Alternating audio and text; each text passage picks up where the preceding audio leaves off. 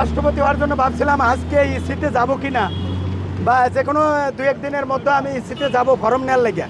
যদি ফর্ম না দেয় তাহলে এই সংবিধান বাতিলের জন্য আমি হরতাল ডাক দেব।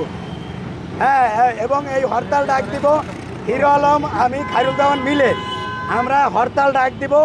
হরতালে গাড়ি চলবে, সবই চলবে, কিন্তু মনে মনে হরতাল ডাক দিব। যে মনে মনে হরতাল ডাক দেওয়ার পরে কী এফেক্ট হয় জনগণে, আসলে মন থেকে যদি হরতাল আসে তখন বাস্তবেই চলে আসবে।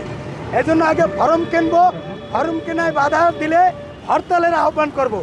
এরপরে যদি রাষ্ট্রপতি হওয়ার কোনো বাধা হয় তাহলে এই সংবিধানের বিরুদ্ধে, এই সংবিধান বাতিলের লক্ষ্যে দুর্বার আন্দোলন গড়ে তুলে, হ্যাঁ, এই সংবিধান তো এই সরকার টিকে থাকার জন্য এই সংবিধান বাতিল করা উচিত। যদি শেখ হাসিনা ডিসেম্বরে চলেই আসে বা আগে আসে তাহলে এই সংবিধান অনুযায়ী কিন্তু শেখ হাসিনাই সংবিধান অনুযায়ী বৈধ প্রধানমন্ত্রী।